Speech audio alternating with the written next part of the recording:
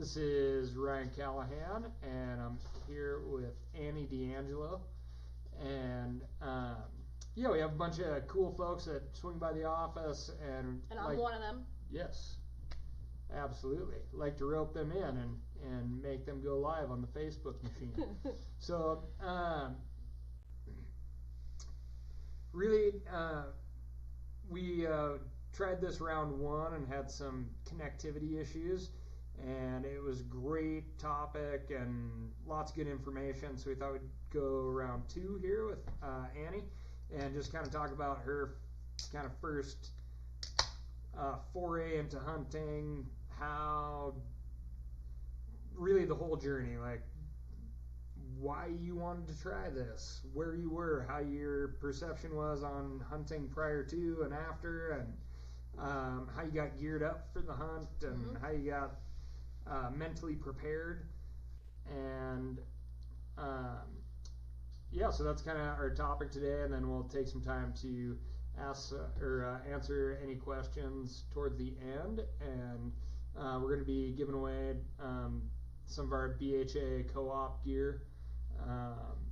And we have another, we're going to do two more of these next week. One with my buddy Rourke Denver, who's a best-selling author and a really good guy, and Greg Farrell from The Office here, and we're going to be talking about setting up bows, and we'll release or announce the winner of our Prime Bow First Light Gear Package giveaway on Greg. So big week next week, and where do you want to start this, Annie?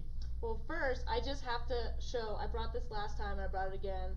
I brought this koozie because I think it kind of looks like Cal. I hope you can see that. So just for everyone out there. That's where I wanted to start. Yes. That's all I have to say. So, we brought that. Excellent. Okay, so I think a good place to start is kind of what your perception was of hunting prior to actually hunting, and just a little bit of your background, right? Connecticut, not really a hunting family, right? Not at all, yeah. Not at all. And then you were aware of hunting, but not really full on introduced until you got out here, right? Totally, yeah. Yeah. Yeah, so growing up, it just was not in my world at all. I didn't know anyone that hunted. I never thought about hunting. I kind of saw it as this, like, I don't know if bloodthirsty is the word, but like kind of something that I didn't really like. And it was just totally foreign to me. I had no interest in it. I never thought like, oh, maybe I'll hunt someday. Nothing.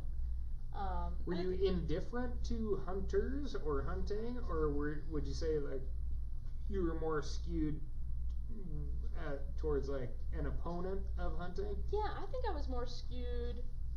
I was like a slight negative, maybe. Like just because I felt like the media I was exposed to with hunting was less about sort of what I see hunting now as, with this like sustainability piece, connecting with your food, being outside, and more of just like, we're gonna kill stuff, and I think that's a message that can easily kind of make it to people who are non-hunters, and so that was my perception completely. Yeah. And then so what so honest, the way you're gonna get the stuff, like the cool BHA co-op stuff, is just by having a good comment, like a good contributing comment, and we will pick those afterwards and announce the winner tomorrow, and then this live stream will repost, so it will live forever on the inner line. So what was there like a catalyst, like a transition point where you're like, yeah, this is somehow appealing to me all of a sudden? Yeah, and I wouldn't say it was like a switch flipping. It was kind of like a gradual transition. Like I moved out here 4 years ago, and started to meet people that hunted, and that kind of broke down that stereotype I had, where I started to realize, like, wait, actually the people I know that hunt are some of the most like sustainable, thoughtful people I know. And so that sort of started to like change how I thought about it, but not yet be like, oh, maybe I should do this. And then kind of through one of my best friends that works here, Ford, whose name will probably happen to come up 39 times in this talk. Baby's first mentor. Baby's first mentor. Yeah, Baby's first will also come up in this talk a lot. Kind of like getting to know him and being like, maybe I want to try this. And then sort of the real turning point was I got in my head, I was like, okay, if I'm going to continue to eat meat, I've got to be okay with the fact that something dies every time I eat meat. And I need to kind of, if I can't kill an animal on my own, then I shouldn't eat meat anymore. Because you tried to go the vegan route at some point, I had been a vegetarian a couple times in college. Okay. And that was more of like an environmental reason. Because I think that the way we eat meat as a society is so unsustainable. And kind of through that I realized, no, I think that we can eat meat sustainably. We don't right now, but there's a way. So I didn't feel like I had to be a vegetarian for that reason. But then that's kind of, it morphed into, wait, this is more of like a me being okay with the aspect of like an animal is dying every time I eat bacon or sausage or steak. So that was kind of how it happened. That was probably, at this point, maybe 2 years ago, that I kind of got that in my head and started the whole process. And actually, that summer, caught and killed my first fish, and that experience went so poorly. There's this great picture of me like holding the fish, and then it started to rain, and I like plunged a knife in the fish's, I guess, nervous system. It's a little central nervous cord. Yeah, little ball of nerves. Yeah, and it died, and I just lost it. I was like weeping, kind of like 24 hours. I was done. And you were doing this in preparation I was to hunt big game, right? And so that was kind of a scary moment where I was like, I can't even kill a fish. Like, how am I going to shoot a mammal? And in some ways I think it was actually easier, because I mean, when you're killing a fish, your hands are bloody. It's writhing in your hands as it dies. Whereas, for better or for worse, with big game, you're farther away from it. And so maybe it was that I was more ready for the big game piece. But yeah, that was kind of like a funny little setback on the way to the deer hunt. Yeah, like maybe I'm not quite cut out for this. Yeah, that was scary. Okay, so what was, as far as like you're getting prepared, you're committed, like we're gonna hunt, what was your step one? Step one was the decision, I think, and like getting over that sort of like, all right, like we're doing this, I think is actually kind of a big step. But then from there I was really lucky in that I had someone that was willing to be a mentor for the whole process, and that was Ford. And so we sort of talked about like, all right, what is this going to look like? What's sort of our timeline here? What do I need to do to get, from point A to the point of there's a deer in the freezer type thing, or we're out on the hunt. And what was the most daunting part of like the preparation? Like, what were you most intimidated by? Well, I had never shot I was super intimidated. I had never shot a gun, so that, like, learning how to shoot was kind of scary to me, because I just hadn't really been around guns that much, and so that was a scary piece. But I think the thing that most terrified me was like the moment that I'm pulling the trigger, something is dying, and then I'm cutting it up. That whole thing, because people were like, oh yeah, I throw up every time I cut up a deer, and I was like, man, this is gonna be a junk show. Like, I'm gonna be weeping, throwing up, like maybe fainting, like, so those were the two pieces I think I was most scared for. And what so I mean, you went from, were you uncomfortable around firearms prior to? I just hadn't really been around them. I definitely yeah, I mean, I was kind of scared of them, and yeah, so I guess I was comfortable around them, I guess. And then, so what was the, like, did you have questions that you were afraid to ask? Did you have, like, was there an intimidation factor just on the learning curve part where, like, boy, I'm uncomfortable around this stuff? Mm-hmm. Well, and I was really lucky in that, you know, in terms of having a mentor that was really good for me, it wasn't just someone that, like, knew how to do it really well and that was willing to help me. It was, like, someone that was really, I think, ready to be, like, an emotional coach.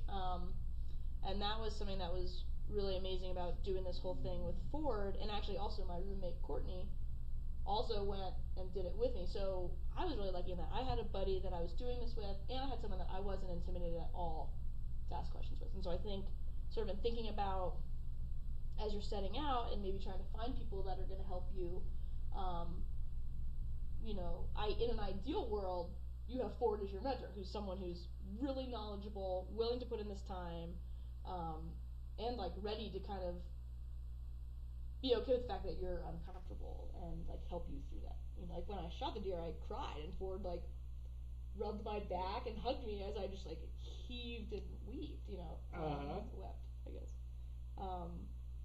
So I guess, I mean, so you, like, your mentor, like, if you were going to go out and find a mentor, what would your requirements be? I think you want someone that's got some knowledge and that you trust. I think you want someone that's on the same page as you with hunting, right?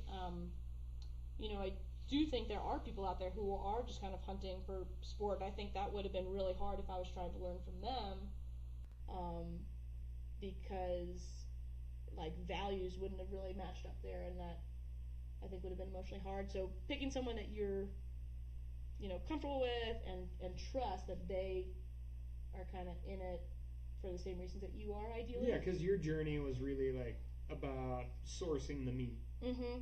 And being a part of the meat process, right? Yeah, I would never kill something that I wasn't going to eat. Yeah, the grocery process. Yeah. And then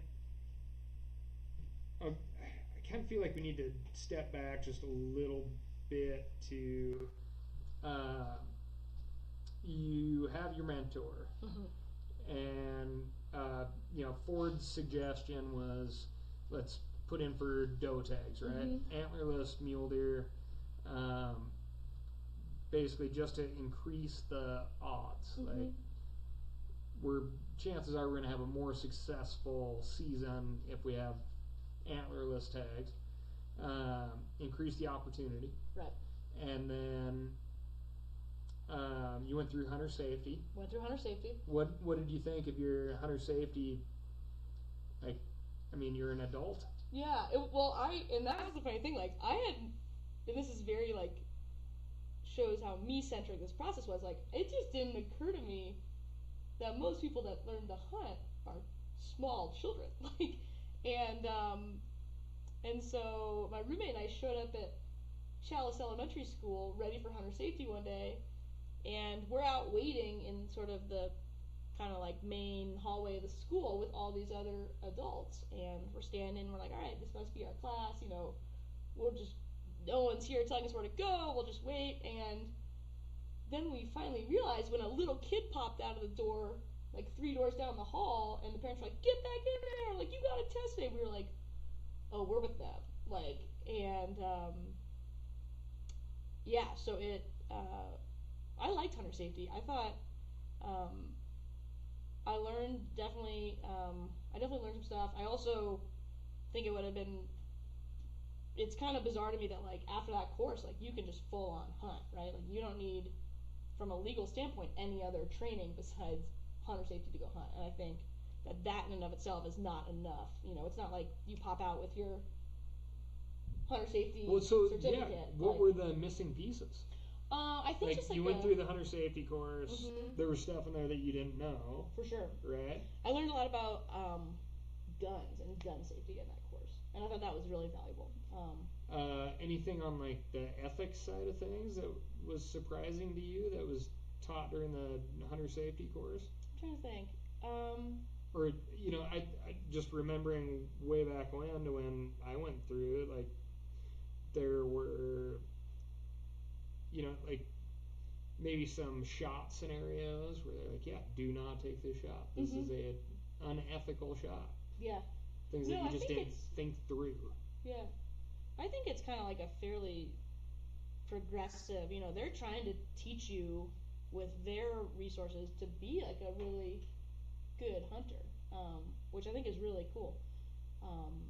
And yeah, we had a lot of like, it's me and my roommate sitting in a room in tiny chairs in an elementary school classroom, and we were playing shoot or don't shoot, where basically you like raise your hand if you take the shot and keep it down if you wouldn't. And there was this like hidden house in the background of one of the pictures, and so a bunch of people shot, and we were all kind of afterwards debriefing and being like, yeah, there's a house, etc.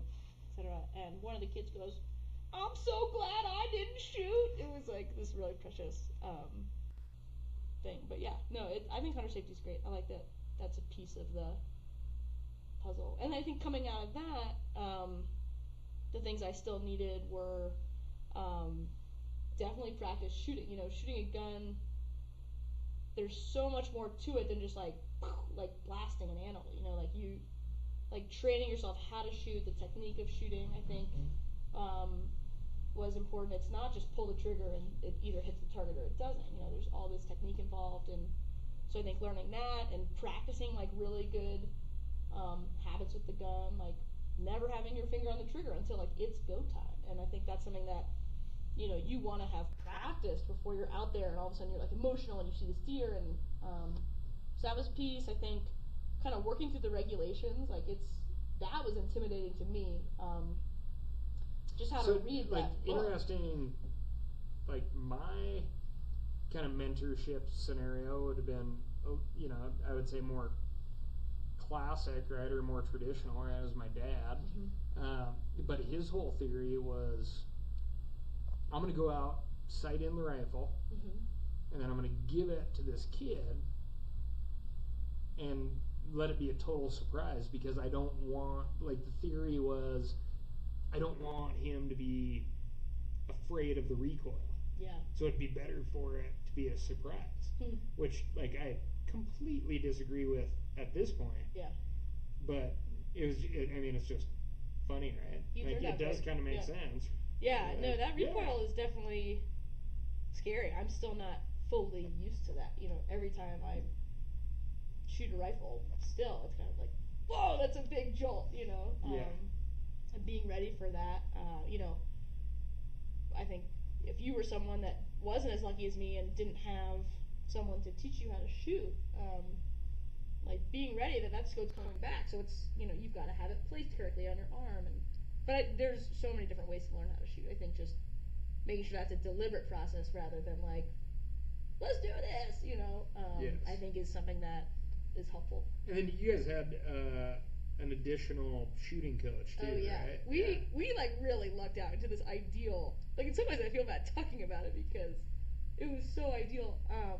My roommate Cordy's grandfather, who is a really accomplished hunter, sportsman, he taught us how to shoot, and so we'd go practice with him, and it was amazing because it was very much, he had this whole progression for us, and really worked with us on like, no, you're not shooting an animal, you're shooting an area of a dime. Like you put a dime on that animal and like you hit that dime. Like it's not like, oh, you gotta shoot this zone. It's like, this is exactly where you shoot. And was that strange to you, or you're like, oh yeah, giant animal? Yeah, it no made, big deal. As I sort of learned more about like what we were going for, it made sense. But even just the idea of like, for him, it wasn't just hit the vitals. It was like, you pick this exact spot and you hit that spot. And I think that was really important because when it, flashing forward, like when I took the shot, it was a really good shot. It was exactly where I wanted it. And I think that was a key component to me wanting to go hunting again this year. Like I think had I taken a bad shot and the animal had taken longer to die or had gotten away, like that would have, I think I would be done, And so, yeah, we were really lucky that we had that resource. So, do you want to like run through the shot, like sure. the sequence, like the kill sequence? Yeah, sure. And maybe I'll fill in too, like in between. So we finished hunter safety. I think we did that day in April, and now we're in October. And sort of what happened in that meantime was a lot of practicing shooting, and then sort of as we got closer, talking to Ford about and also putting in for our tags. We went in for a controlled hunt tags. So getting those tags, getting the license. Kind of figuring out, okay, what do you need to bring on this hunt, which we can talk about later too. And then also like hunt plan, like, hey, where are we gonna go? What is this gonna look like? And talking through that. I think another piece too. All kind of helpful steps as far as like not just being a big ball of excitement and nerves, right? Yeah, so, there was a lot of prep. There was a lot, and like emotionally, we talked a lot about kind of. I was really nervous, and I talked about that a lot. And in fact, like one time, I was talking to my roommate Courtney, and I was like, I just like don't know if when the moment comes whether I'm going to be able to pull the trigger. She goes, me too. And I was like, oh, you're nervous too? And she was like, no, I don't know that you're going to be able to pull the trigger. And I was like, oh, great, awesome. And so I like talked a lot about that, and I think for some people that wouldn't be as much of a worry, but I was like nervous emotionally as like what this was going to look like. One time Ford and I were driving and I accidentally ran over like a small chipmunk, and I was like, oh, and he was like, this is training, we're prepping for the hunt. So we had a lot of funny kind of moments like that. But flashing forward to October, we went out a few times. Do you think we should stop and like ask for like prep questions? Yeah, that makes sense. At this point. Do you have any prep questions? Yeah. Any questions in regard to like the process of kind of gearing up, getting ready for, like prepared for the hunt? Let's say you've gone through hunter safety, and we got a lot of questions. Maybe you've applied for tags, and you have your mentor picked out, or do you have questions about how to find a mentor? What do we got? I would also add too, because we're getting some questions. I think it's important to say, like, yes, I had a mentor for this whole experience, and that was like a real key part of it for me. But you can do this totally on your own. Like, you don't need to have the same kind of prep that I had. Yes, I think the steps of like learning how to shoot, getting everything together, having a plan, being ready to butcher the animal once it goes down is important. But there's other ways that you can do that. And I think the internet, like we live in this great time of having the internet be a really good resource. There's specifically, like I think Steve Ranella is a really good. Did you do like your off the side research yourself? Like I like poked around a little bit, but really Ford and Arlen, Courtney's grandfather, and thanks to you if you guys are watching, that was kind of my research. Like, we talked for so many hours about this, and that was kind of, I think, what a lot of people do with the internet. And there's also books, like Ford gave Courtney and I a Baby's First Hunt book, and it was Steve Ranella's Guide to Hunting and Butchering and Cooking. I think it's called The Big Game. And it's great. I mean, it walks you through everything from the hunting process to like butchering to then like what are you going to make once you have all this meat. And so I think that's a good resource that I've enjoyed reading kind of since that hunt. So yeah, I think that there's a lot of other ways to get those I have a cousin who is a male nurse, and he decided to go hunting. In his 30s, and he did every stitch of research, refused all outside help, and did his entire hunt from start to finish, including making jerky and using YouTube as his sole resource. Yeah, it's an amazing. We live in an amazing time in that way. Like, we are so inundated with resources. And I'd say, making sure that you're picking Like, I could go and upload something on the internet, and just making sure that, like, you're either picking someone that has some credibility behind them, or you're kind of like maybe watching not just one video, but backing it up and kind of checking your sources in that way. I think it's good. Here's a good question from Nicholas Lath. What kind of training do you do for shooting that incorporates stress or an elevated heart rate? Totally. So we did a lot of practicing shooting from a standstill, and kind of went from sitting and then practiced different positions, and then sort of the final day, Arlen was really excited, and we had these deer posters up down the range, and we basically had to like walk up, get in position, and shoot within a certain time limit. And that was really helpful because I was someone that took this agonizingly long time to shoot like sometimes 15 minutes, and they'd be like, okay, like, we gotta go, like, it's time for you to shoot this thing. And so that was a really good way to kind of like incorporate, all right, this is what it feels like to move, and like, let's practice shooting from these different, from prone, from propping it on a backpack. We had this kind of beam at the shooting range, and we practiced using that as a tree and bracing and shooting off that. And so I think kind of making sure that as much as possible that shooting is more mimicking what it's like to really shoot. Yeah.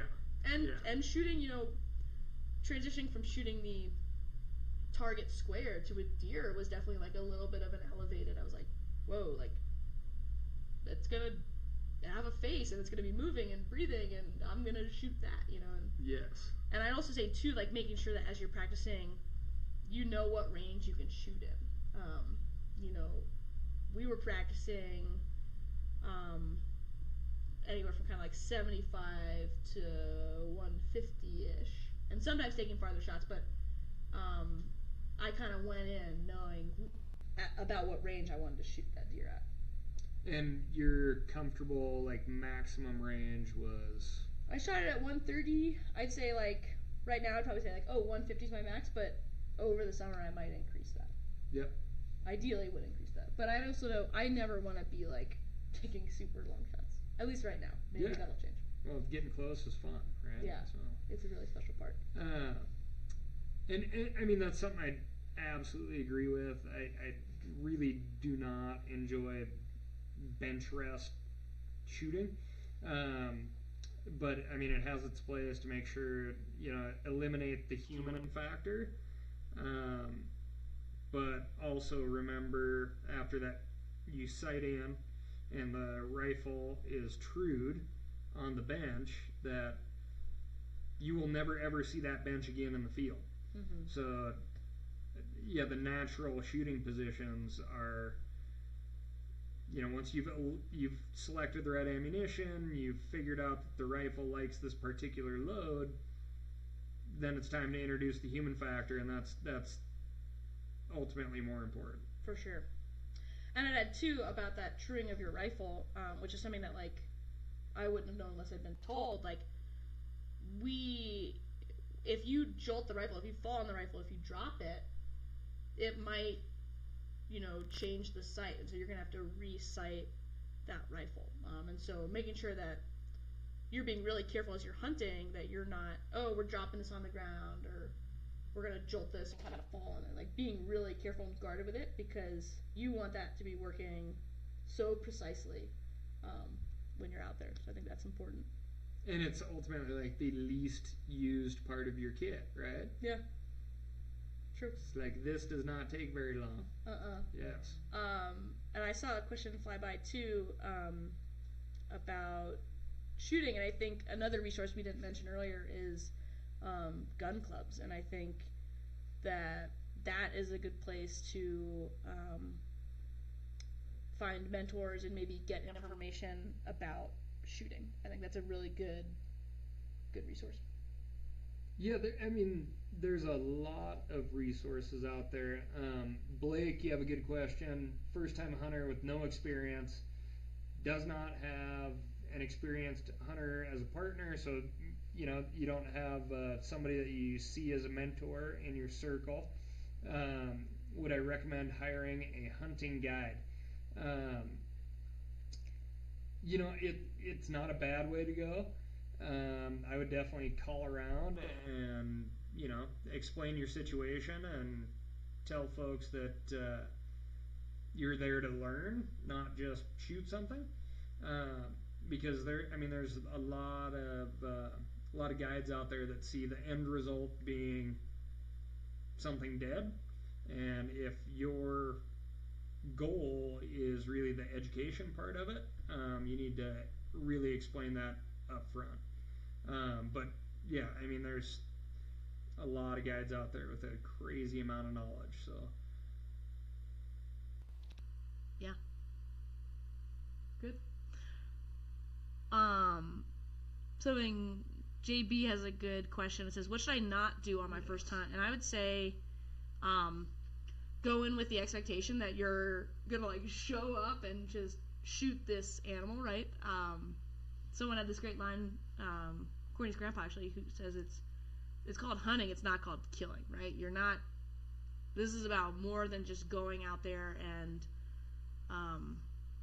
ideally killing something to put in your freezer, but it's sort of the whole process. And so I think making sure expectations aren't set on success for this means killing something in this amount of time, right? I'm sure in the future there'll be seasons where I don't fill tags, and so making sure that I keep that expectation I think is important. I think don't go out unprepared, and I mean that both in a resources standpoint. Throw something we talked about before was you might shoot this animal and then it might get dark and it might start raining like it did when I shot mine, and so making sure that this is gonna be a few hours at least that you're out there, and so making sure you're ready for that, and also making sure that your preparation includes getting back to the car, right? So do you have a med kit with you for you if you get hurt? Do you know how to butcher this animal? Because all of a sudden you're going to have this huge thing on the ground. And just so making sure that don't go out unprepared, I guess. Yeah, and so, your background, you do a lot of backpacking, extended day stuff, lots of multi-day stuff, unassisted backpack trips, right? Got everything on your back, and then backcountry skiing. And what is the biggest difference? You're competent. You're competent in a lot of different forms of recreation, but hunting is new to you. And what was was the big thing the fact where it's this is the only thing that I do, where my backpack's heavier when I head home than when I head out? Or yeah, that's definitely a piece in making sure that your backpack is going to be able to accommodate a huge amount of weight on it, potentially, ideally, but also it was some slight gear alterations. I definitely took in the knowledge of what I had from being outside into this, and that was really helpful. But I had to definitely change. I have a lot of bright colored clothes that weren't going to be good on this hunt. So finding camo or brown or black. But then also noise was an interesting factor, right? When I'm skiing, I'm swishing around all the time. But this, I wanted to be really silent, and so that was kind of an interesting piece with gear that I'd never thought about before, or never had to think about, right? It doesn't really matter if when I'm backpacking whether you can hear my rain pants or whatever. So that was a definite kind of switch. What about let's go back to how the actual your successful hunt unfolded. Yeah, totally.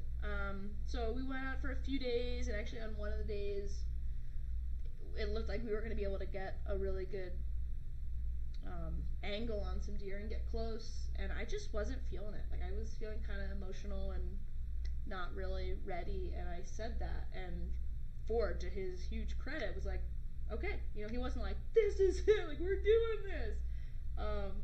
He was all right, we'll go look for another deer. And that was really huge, because as soon as that interaction happened, for whatever reason, I was just ready. And so back a few days later at the same spot, we saw probably the same group and of is deer. that because he just kind of eliminated the pressure? Or... I don't know. I think I kind of, what it was, this is like maybe silly, but I didn't want to, it was this group of deer together, and I was like, I don't want to shoot a family member. Like, I was really emotional about that. I was like, I want to shoot this deer that's all by itself. And he was like, you know, like, that's a lot less likely that we're going to find that, but we'll look for it, you know. And kind of as, once we'd finished that interaction and gone on our merry way, all of a sudden I was like, I don't know why, but I just was like, all right, I'm ready. I'll shoot a deer in a group. And I don't really know why that was. Because I felt fully comfortable with Ford and Courtney before that. You know, it wasn't like that was kind of like, oh, woof, yeah, they accept me for who I am. No, I already knew that. Okay. Yeah, I don't really know what it was. But I definitely was then kind of ready in a different way. And so I think being okay with it, you know, I think had I rushed up that hill and shot it not ready, I mean, I don't know what would have happened, but I don't know that emotionally it would have been as positive an experience. So I think being like ready to listen to your emotions, and kind of be in touch with that was really helpful for me, and I bet for a lot of other people too. Yeah. So then you're feeling like a little more committed, and you guys go out again or same day and find a group of deer. This is a few days later. We're back at the same spot, so probably the same group, and it's Ford, myself, Courtney, and our buddy Russell, who was also hunting as well. That was kind of, we caught the hunter class of 2016. We were all out there, and so Ford was like, look, there's some deer. I bet we could get a good shot on those. And I was like, all right, yeah. And so we talked about what we do. So Russ and Court stayed down kind of where we'd been, and Ford and I kind of snuck up behind this rib and then slowly popped around this little ridgeline, and we're looking at the deer. And they were probably at that point, I don't know, 70 yards away maybe. So we got into position. So Ford put his pack down. He held the pack, and I was kind of like splayed on the ground with the gun on that pack. Because you're in like relatively tall sagebrush. We were in some sagebrush, yeah. And so we wanted to get the gun up. It was an uphill shot, and then we kind of waited. Like, safety was off, but the deer that I was trying to shoot was kind of waffling between not being in a good position to shoot, but then being broadside, but kind of behind some sagebrush. And Ford goes, you can shoot through that sagebrush if you want. But I was like, no, I think I want to be able to like see the exact spot. Like, I don't know if I'm ready to just kind of like extrapolate where I think the spot I want is. Like, I want to see it. So we waited probably 8 minutes. And all the while this deer is moving further away. So then it was at 130 yards at this point, goes broadside, and I just like started freaking out. Like, I was like, my heart was beating, and all of a sudden the gun is like doing this because I'm breathing heavily, and I was like, oh my gosh, like, this is the moment we've been working towards all the time, and I'm falling apart. Like, I can't do this. And so I just like waited for probably like 90 seconds and was able to calm down and then take the shot. And then it actually started running, and so I freaked out. I was, because when I pulled the trigger, I was like, that was a good shot. Like, I could kind of feel that I hadn't jerked at the last minute, which can happen, and that's what's going to pull your shot off somewhere else. And I felt like I had done this really clean pull, but it started running, and I was like, oh no, so I racked another round. And by the time I'd done that, so probably, 6 seconds later, it, like, bucked its legs up in the air and kind of took this, like, I call it a cliff. Other people say it was a small hill, but it, like, went end over end and, like, tomahawked down this, I'm going to say cliff, and then, like, smacked on the ground. And Ford goes, it's dead. And I just, like, put the gun down and, like, collapsed onto Ford and was weeping and was emotional and probably cried for 3 minutes, and then I was fine. And I was like, all right. And then the rest of our friends came up, and we were like, all right, like that was awesome. And then the funny part of the story was, so Courtney hadn't shot her deer yet, and I mean, we're talking at full volume, standing up probably 40 yards from the rest of the deer. And I was like, this is crazy. Like, we just shot your friend. And they, like, tomahawked down a cliff and died, and you're still here eating, like... And so we were like, Courtney, you want to try to shoot one of those deer? And she was like, well, my gun's not loaded. So, I mean, she literally unpacked her backpack, loads the gun. At this point, they're at 60 yards. She shoots one. And so then we called her grandfather, who's in his 80s, and he showed up. Like, he lives probably 16 minutes away from where we shot the deer.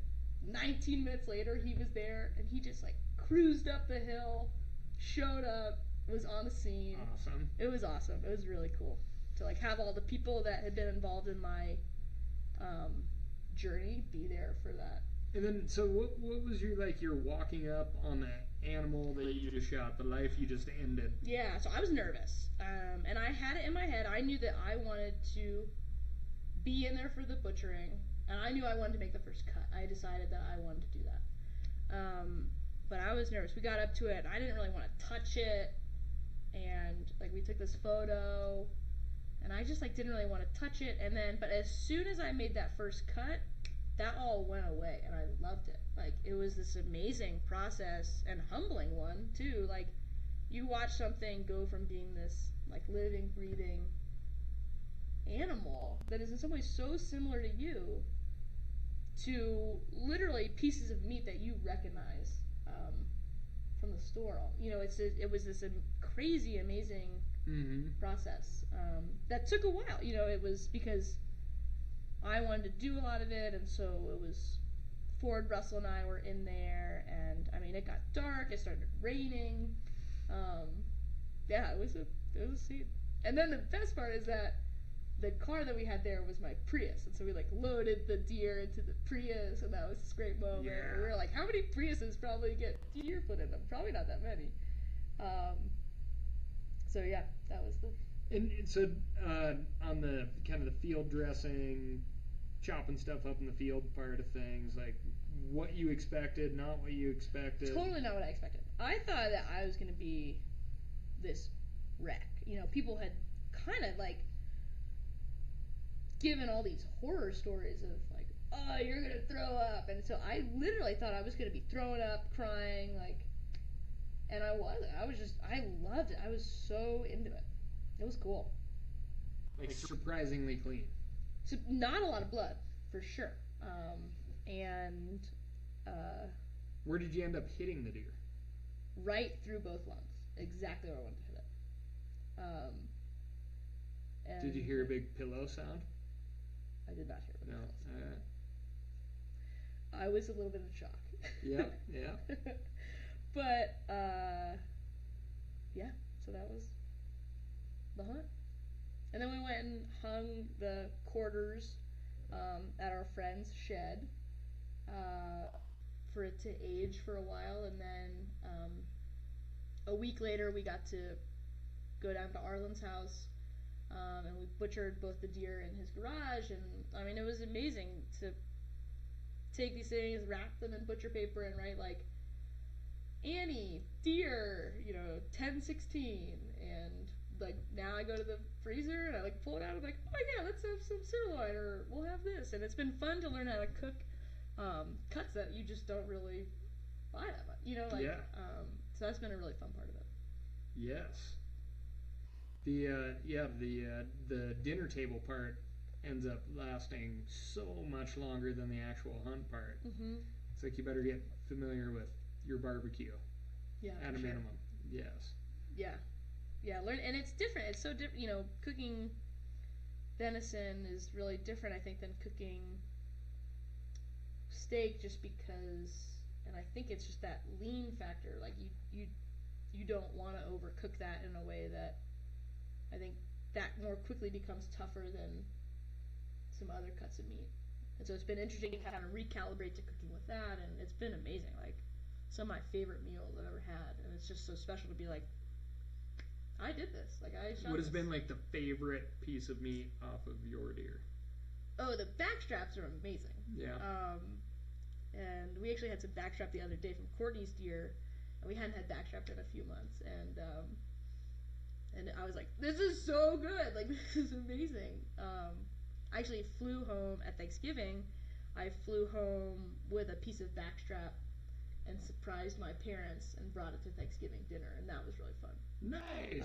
And so we were like going around, and people were like, "This is Annie's deer," and my grandparents were like, "Oh my gosh!" Like, so that was pretty cool, for sure. Extremely cool. And That's people awesome. at the airports were like so supportive. I'd never flown with raw meat before, but here I was like at the airport. They're like, "Oh, did you shoot a deer?" I was like, "Yeah, it was my first deer." And people were like, "That's awesome!" And some people give me a hard time. They're like, "You find any excuse to talk about this hunt. Like, you go to the airport and you're like talking to people about your hunt." And I was like, "I love it." And they brought it up too. To be fair. Sure. Yeah. Yeah. Yeah. Of course. It wasn't like I just came in and was like, "Hey, here's." Yeah, they recognized you and they're like, "That girl looks Yeah. like a hunter. I should ask her how her Exactly. season went." Yeah, exactly. Yes. Yeah, that's how it went. I understand. So, any questions kind of on, I don't know, shot sequence for a beginner, shooting positions, cooking, anything? Well, Luke has just asked bow hunting versus rifle hunting. What is easier for beginner to get into? I haven't bow hunted, so I can't really speak to that. I can imagine that in some ways it's easier to do rifle because you've got a bigger range that you can be to that animal in order to shoot it. But that's a better question for you. I'm sure there's some folks that would argue. I think, I used to teach fly fishing a lot, and one of the hardest things to teach was setting the hook, because the most appropriate way to figure out how to set the hook is to have a fish eat your fly, right? So how do you recreate that consistently enough? And there's a lot of parts of hunting that are the exact same. Like, you cannot practice this heart-pounding, adrenaline-filled, nervous situation of actually taking the shot on a live animal. I feel like that situation is greatly compounded with archery equipment when you are much closer to animals. So I would definitely recommend rifle hunting before archery hunting, because you're going to get some practice in that pulling the trigger situation, and that's something that is an experience that you need a lot of to be relaxed in. So We've got a safety tips piece. Bill says safety tips for solo hunting and tips for becoming better when out solo. I guess in terms of the safety tips, the piece I would speak to is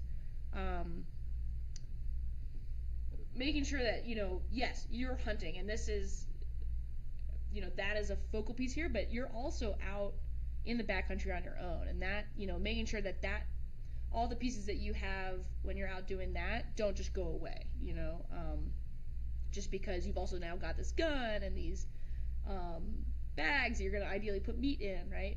So making sure that you're ready for this range of scenarios. And I think being out alone on a hunt, or just in the backcountry in general, comes with its own set of risks. And so making sure that you're considering that, like a way more sort of simple injury when you're by yourself can turn into a much more significant situation than just having someone else with you. So you could even, if you were like, I don't know if I'm ready for that, like, you could go out hunting with a non-hunter just as your backpacking partner. It's not like you've got to have someone out there who's this like full badge hunter. I agree with Annie. I mean, it's no different than mountain biking, backpacking by yourself. You need to, certainly on multi-day excursions, remote areas, you need to reduce the risk. So slow down. I mean, actually think about where you're putting your feet. think about your balance, things like that. You need to reduce the risk, especially with heavy backpack loads, because it is a risky deal. We get complacent with it, but being by yourself in the backcountry, you also got to think, like, if you have a bad situation, you're going to be roping in a lot of other people to help you and putting them in the same situation. So slow down, take your time. Don't think you're some kind of giant badass out there. Stop and smell the flowers will save you more than charging hard. Let's see, we've got a lot here. Well, Cal, what bourbon do you pair with elk backstrap? I'm a big fan of Buffalo Trace or Jim Beam. Awesome. It's not an endorsement, by the way.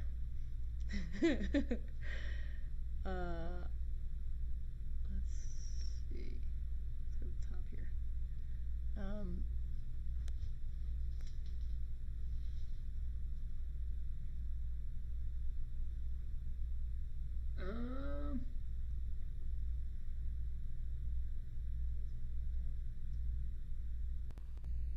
What is a good age to start a kid hunting? I had a really cool kind of mentorship class.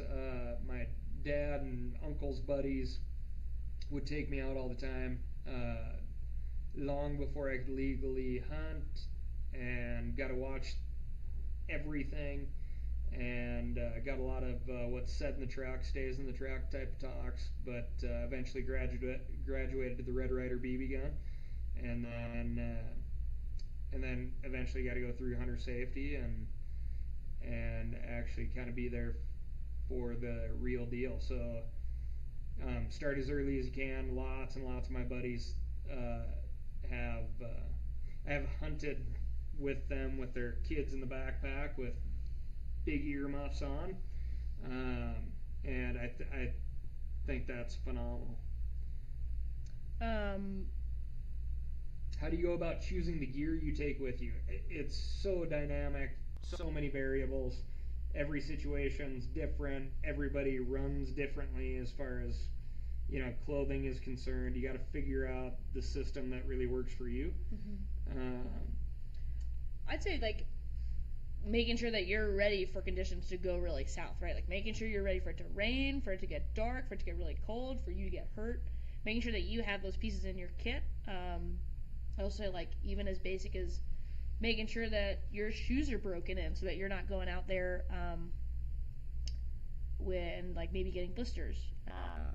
And so I think kind of turning to all right, what would I take out with me if I was just going out on any of my other outdoor adventures? And there's so much. If you're someone who's actually I don't spend that much time outside, awesome, sweet that you're getting into this. There's a lot on the internet about what you should take with you backpacking, and I think remembering that this is an outdoor backcountry trip that you're adding this other piece to, and so using those resources. This is a good question. When I first started hunting public land, people would not take me to their spot. It's taken a decade to learn migration patterns and weather and tags. If you didn't know anyone, how would you kind of recommend learning that stuff to a beginner? To me, this is really what separates people who are going to hunt for a lifetime. You have to be able to realize and recognize that success isn't a dead animal on the ground. The education part never ever stops, and you're going to be continually learning things. Yep, spit it out. Right? And that's what's so cool is every day is different. Every animal is different. So you're just kind of constantly taking mental notes, and hopefully you're smarter than I am, and you don't repeat a lot of these mistakes, but I always seem to, and eventually I'll figure that out. But people shouldn't take you to their spots. You gotta I think the biggest part of the learning curve is recognizing these failures as excellent learning opportunities. And like you said before,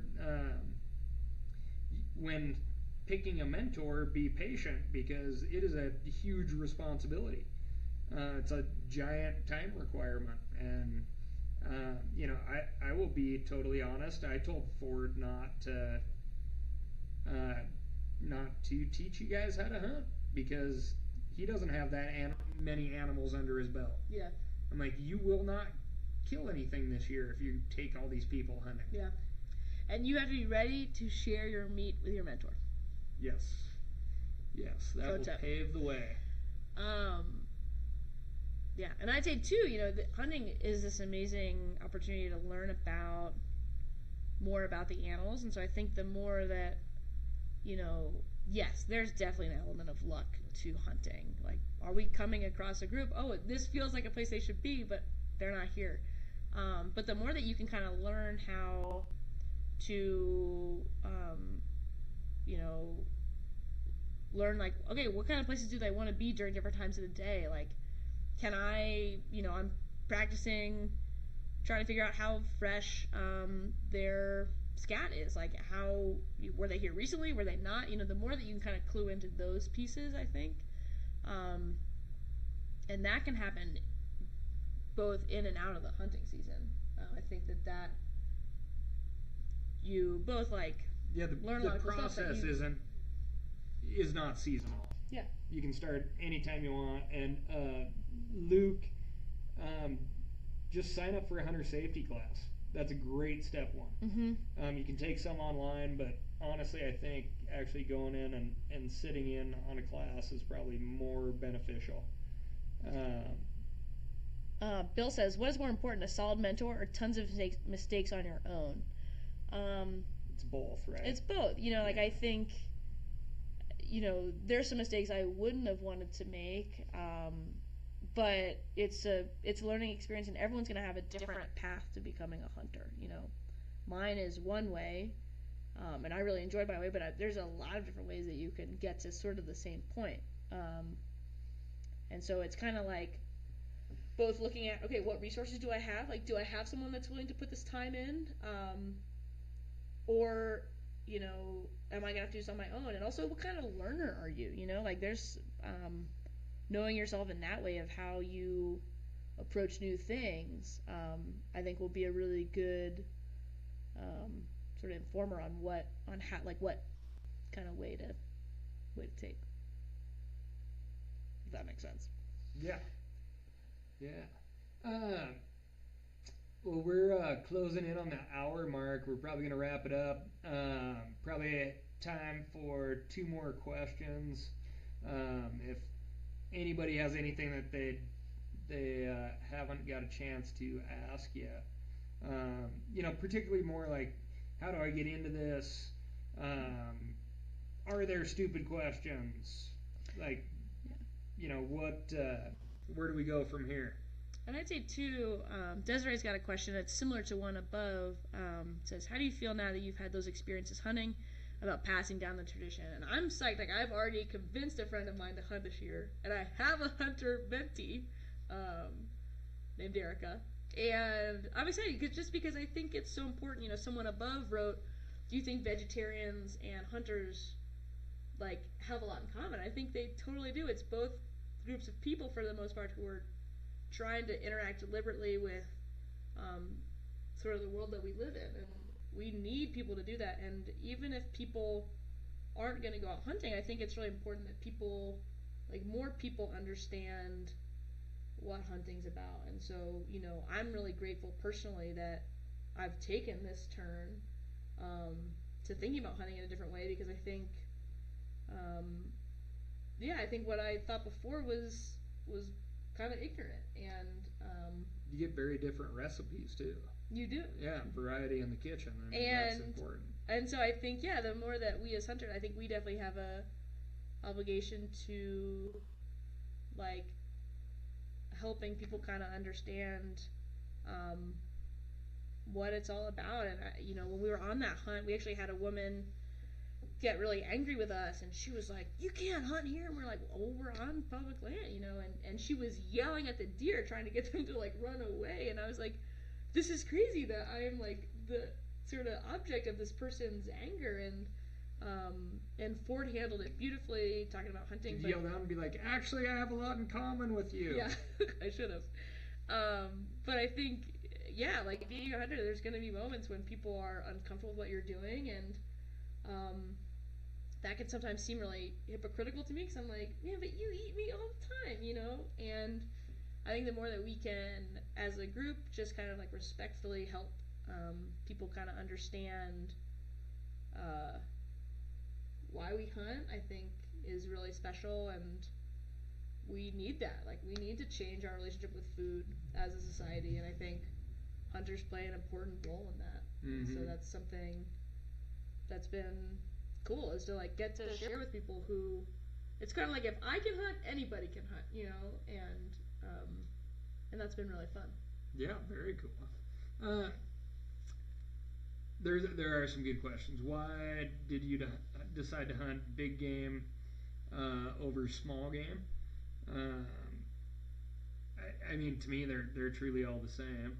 All comes with basically the same responsibility. I started out with waterfowl, which I think would be a pretty common intro to hunting. But yeah, I mean, deciding to kind of snap a cap on whatever animal, you still have to, you know, field dress the thing, take care of it, take care of the meat, and get it home and cook it. Yeah, I would say, like, a number of people were like, well, why don't you just shoot a squirrel first? And I was like, no, I definitely don't want to do that. I think I would, you know, it would be like so against what I'm trying to do with hunting, to shoot something I wasn't going to eat. So it's kind of like, shoot whatever you feel most comfortable eating first, I think would be, yeah, like, part of it, you know. I was talking with a first-time hunter the other day, and she was like, well, yeah, you know, deer, great, but I would never shoot a bear. That's where I draw the line. I said, well, you know, I just wouldn't say that right now, even if you feel that way. Because to me, bear is like the roast beef of the woods. And eventually you may be in a spot where you see a bear and you're like, roast beef sounds really good. And I'd say too, like, it's this interesting, you know, I think it brings up this interesting thing in ourselves. Like, it's harder for us to kill things that look and act like us. Like, I've watched bears before, and like trying to take a nap, and they're like moving their head around. You're like, oh my gosh, I know exactly the feeling that you're going through. I know. Like, Imagine if they had opposable thumbs. I know, it's crazy. But I think that like brings up a really good thing for us to like check in ourselves of like, why is it harder to kill something that's different than us? You know, and I think that brings up like way bigger issues. But that's been a really interesting thing for me to kind of confront in myself of like, why is it that it's harder for me to kill, you know, think about killing a deer than a bird? Oh, well, a deer is in some ways more similar to me, and that has been something that's been interesting to kind of grapple with, and I think it's worth grappling with, and yeah, it's just a funny thing. So you got your antlerless deer last year. Baby's first deer. Yeah, and then you actually we have a spike season. Or we had a spike season, we don't anymore. And you tried to go out and fill a spike elk tag, right? That was really fun. Which was an awesome step up. So what's going on for 2017? Well, where do you go from there? 2 hours ago, I hit refresh on the Idaho Fish and Game page to see if the lottery results were out. I put in for a cow elk and for antelope. And I'm going to do an over-the-counter buck is my plan. And then I'm hoping this summer to get into some shotgun shooting, so I'm able to do birds next winter. Sweet. And that's kind of where we're going. You should join the First Light office shotgun league. I am gonna take that as an invitation, and this is me accepting that. Excellent. Excellent. Yeah, thank you guys very much. Sorry we couldn't get to all the questions. And there's some really good ones out there. And we'll try to hack through a bunch online tomorrow. And yeah, remember, best question gets some BHA First Light Co-op swag. And next week we have a couple of cool folks in the office, Rourke Denver. We're going to talk about, being a Navy SEAL and coming into hunting again. And then Greg here from the First Light office, who's a wicked good bow tech, we're going to talk about setting up bows and getting ready for archery season, and we'll announce the winner of the Prime Bow giveaway too. So thank you very much, and Annie, thank you very much for coming having down. me. That Cheers. was sweet. It was fun. Well done. Super fun. Thank you guys for coming. Virtually, I guess. That's it. Now Bridget says we have to stare at the camera and not see Do it. How long could you not blink for? Ready? Staring contest at the camera. 1, 2, 3. Oh, we have to end it now. I won that one.